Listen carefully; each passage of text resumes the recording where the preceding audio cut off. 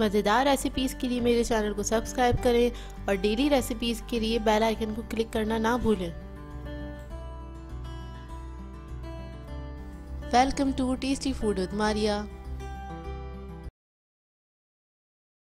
अस्सलाम वालेकुम व्यूवर्स, आज मैं आप लोगों के लिए बहुत ही ज़बरदस्त सी रेसिपी बनाने जा रही हूँ जो कि है क्रीम पफ्स। इसे हम एक्लेयर्स के नाम से भी जानते हैं और ये बहुत ही मज़ेदार बनते हैं। इसको सभी बहुत पसंद करते हैं खाना और इसको बनाना कोई बहुत ज़्यादा मुश्किल नहीं है। तो चलिए हम इसके इंग्रेडिएंट्स नोट कर लेते हैं। इसके लिए मैंने 2 अदद अंडे लिए हैं, 1 टीस्पून मैंने शुगर ली है, 1 पिंच सॉल्ट, 100 ग्राम मैंने वाटर लिया है, 50 ग्राम मैंने फ्लोर लिया है, बटर लिया है मैंने 50 ग्राम,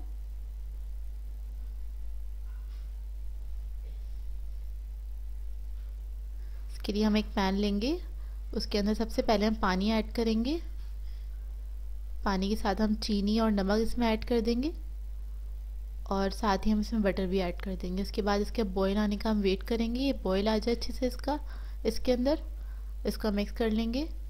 व्यूवर्स, इसके अंदर मेजरमेंट्स का ज़रूर ख्याल रखिएगा, बहुत इंपॉर्टेंट है। ज़रा भी आगे पीछे हुआ तो आपकी रेसिपी ख़राब हो जाएगी, तो मेजर करके इस्तेमाल कीजिएगा, अंदाजे से मत करिएगा। इसके अंदर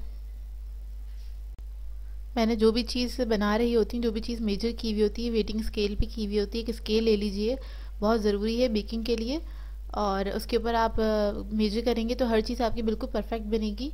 मेजर करना ज़रूरी होता है और ग्राम्स में ही किया करें, वो ज़्यादा अच्छा रहता है। ये देखिए बटर जो है मेल्ट हो गया है और बॉयल आ गया है इसके अंदर ना, देखिए बबलिंग बॉयल हो रहे हैं।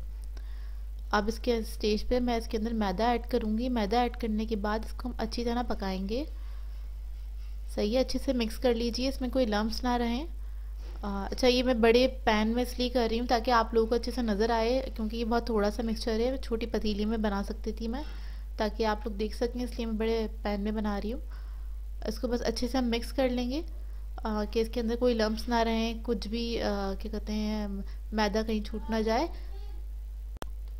और बस इसको हम इतना पकाएंगे कि ये पैन से देखें हटना स्टार्ट हो गया है और ये पूरा बॉल फॉर्म में आ जाता है। ज़्यादा देर इसको नहीं पकाना होता, मुश्किल से 1 मिनट की इसकी कुकिंग है। ये देखिए मिक्स कर रही हूँ मैं अच्छे से और इसने पैन को छोड़ दिया है। चिकना सा पूरा हो जाएगा, ये इकट्ठा हो जाता है, बॉल की शेप में आ जाता है। ये देखिए ये रेडी हो गया है। फ्लेम ऑफ कर दूंगी मैं। इसके बाद हम एक बोल लेंगे, उसके अंदर इसको ऐड करेंगे। गरम गरम को ही हमने बीट करना है, तो हम इस बोल में इसको ऐड कर देंगे। ये स्टेप आप देखिए, इसमें से धुआं भी निकल रहा है, कितना गर्म है ये स्टेप आप चाहें तो वुडन स्पून से भी कर सकते हैं। मैं इसको बीटर से कर रही हूँ, मिक्स कर रही हूँ।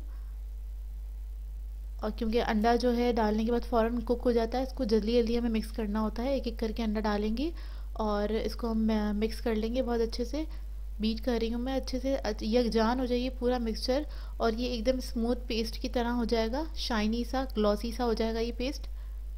और अंडा ऐड करने के बाद आपने जल्दी जल्दी इसको फेंटना है, अगर आप स्पून इस्तेमाल कर रहे हैं तो।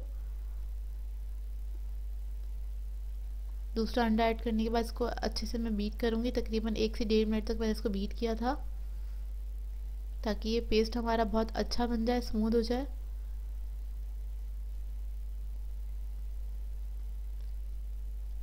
ये देखिए इस तरह से ग्लॉसी शाइनी सा हो जाता है ये।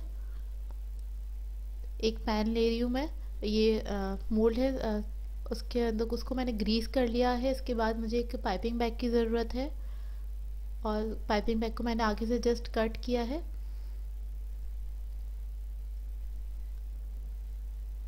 पाइपिंग बैग में आप इस तरह से सारा जो मिक्सचर है हम फिल कर लेंगे।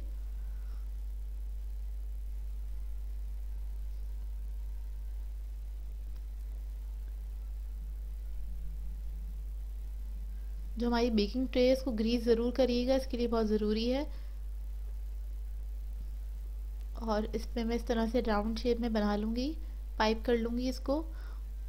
और आप लोग चाहे तो इसको सिलेंडर शेप में बनते हैं, उस तरह से भी बना सकते हैं। मैं थोड़े बड़ी साइज़ की बना रही हूँ ये।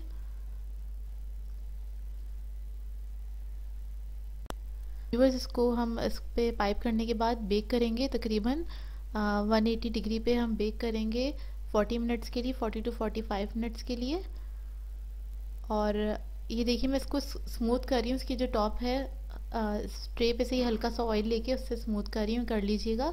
इसको हम बेक करेंगे तकरीबन 40 मिनट्स के लिए। ये बड़े साइज़ के हैं इसलिए मैं इसको 40 मिनट बेक करूँगी, और अगर आप लोग छोटे साइज़ के बनाएं तो इसको आप 30 मिनट तक के लिए बेक कर सकते हैं।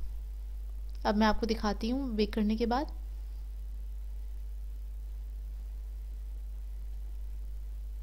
ये देखिए बेक हो चुके हैं 40 मिनट्स के बाद, निकाल लिया था। इसको मैं ठंडा करूँगी और फिर आपको दिखाएंगे हम इसकी फिलिंग।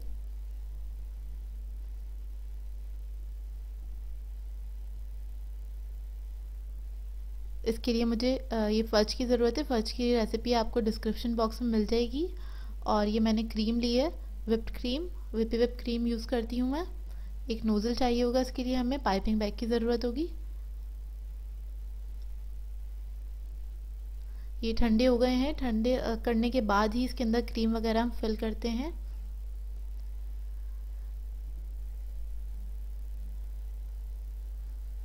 क्रीम को हम पाइपिंग बैग में फिल कर लेंगे।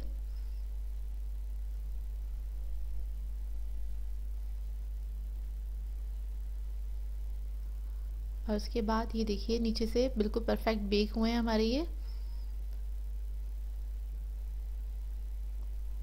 इसको मैं कट कर रही हूँ, और कट करने के बाद मैं इसके अंदर क्रीम फिल करूँगी। अंदर से बिल्कुल ड्राई हैं, इसकी निशानी होती है ये, अंदर से बिल्कुल ड्राई होते हैं। और इस तरह से मैं क्रीम लगा के इसके टॉप को कवर करूँगी इस तरह से। ये देखिए, और ये सारे फिल करने के बाद मैं इसको ठंडा करूँगी। ठंडा करना इसको ज़रूरी है क्रीम फिल करने के बाद, उसके बाद ही हम इस पर फज वगैरह को लगाएंगे। ये देखिए सारे फिल कर लिए हैं मैंने क्रीम से। अब मैं इसके ऊपर फज लगाऊंगी। इस तरह से आप फज लगा लीजिए इसके ऊपर थोड़ा थोड़ा सा चॉकलेट फज। अब मैं सब पे लगा लूँगी इसी तरह से।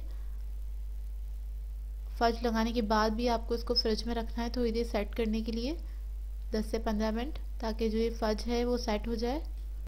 ये देखिए हमारा फज सेट हो चुका है। इसमें मैं क्रीम ड्रिजल कर रही हूँ इस तरह से। ये थोड़ा प्रेजेंटेबल लगता है इस तरह से।